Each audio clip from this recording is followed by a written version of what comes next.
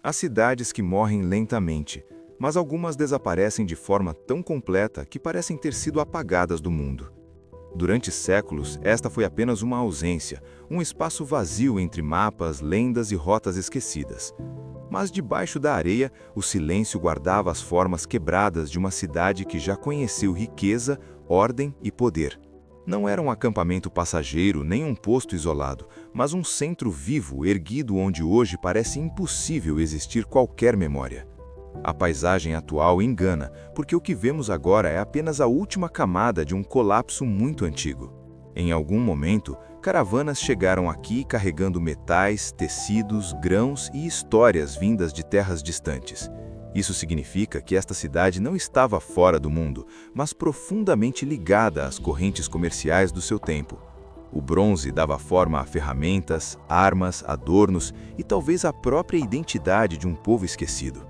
E é aí que o mistério começa a ganhar peso, porque cidades assim não desaparecem sem deixar ecos. Quando a arqueologia encontra apenas fragmentos, cada pedra passa a funcionar como uma frase arrancada de um livro destruído.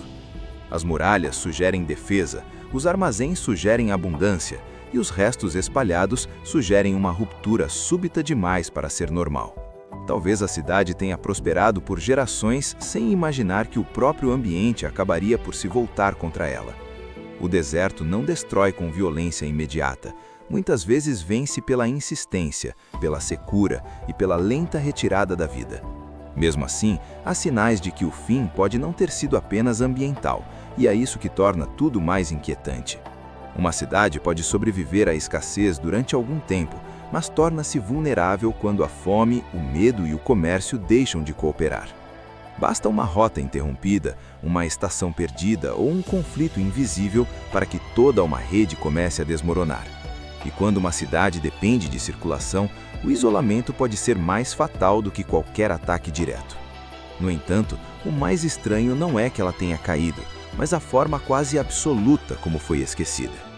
Outras cidades em ruína tornaram-se lenda, ruínas visíveis ou advertências para os que vieram depois. Esta, pelo contrário, foi engolida tão fundo que quase deixou de existir até como imaginação. É nesse momento que a arqueologia deixa de ser apenas ciência de escavação e passa a ser ressurreição controlada. Cada camada removida nos aproxima não apenas da cidade, mas também da mente das pessoas que viveram nela. Alguém planejou ruas, ergueu casas, contou reservas, protegeu muralhas e acreditou que aquele lugar duraria. Esse é o detalhe mais humano de todos, a convicção silenciosa de que o presente costuma parecer permanente. Mas as grandes quedas raramente se anunciam com clareza e por isso quase sempre parecem impossíveis até começarem. Talvez tenha sido a seca, talvez a economia, talvez a pressão de rivais, ou talvez tudo tenha acontecido ao mesmo tempo. Quando o colapso chega por várias direções, nenhuma defesa parece suficiente porque o inimigo já está dentro do sistema. E depois vem a fase final, aquela em que partir parece mais racional do que resistir. Casas vazias envelhecem depressa quando ninguém regressa para defender do vento e da areia. Pouco depois, as ruas desaparecem, as portas somem e a cidade inteira começa a tornar-se relevo. É assim que uma cidade de bronze se transforma em uma montanha sem nome aos olhos do futuro. Séculos passam, impérios mudam, idiomas desaparecem e o lugar continua ali, imóvel, invisível e intacto na sua ausência. Até que alguém escava não apenas a terra, mas a ilusão de que a história conhecida é completa. A partir daí, o que parecia vazio começa a revelar traçado urbano, objetos de troca e sinais de um mundo organizado. O deserto, afinal, não tinha apagado tudo, tinha apenas selado a cidade como um arquivo brutal. E isso muda a pergunta central, porque já não se trata apenas de saber onde a cidade esteve, mas como conseguiu desaparecer assim.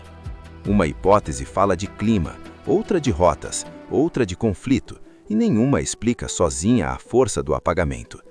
Talvez o segredo esteja precisamente na combinação, porque civilizações raramente caem por uma única razão. Quando todas as pressões convergem, até uma cidade poderosa pode entrar em colapso sem produzir uma memória proporcional ao seu tamanho. Isso talvez explique por que alguns dos lugares mais importantes do passado parecem hoje menores do que o esquecimento que os cobriu.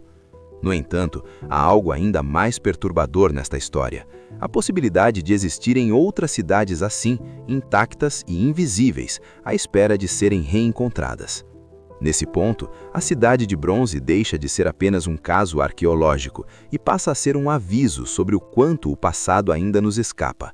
A história humana parece sólida quando está escrita em livros, mas continua frágil quando depende do que ainda não foi desenterrado.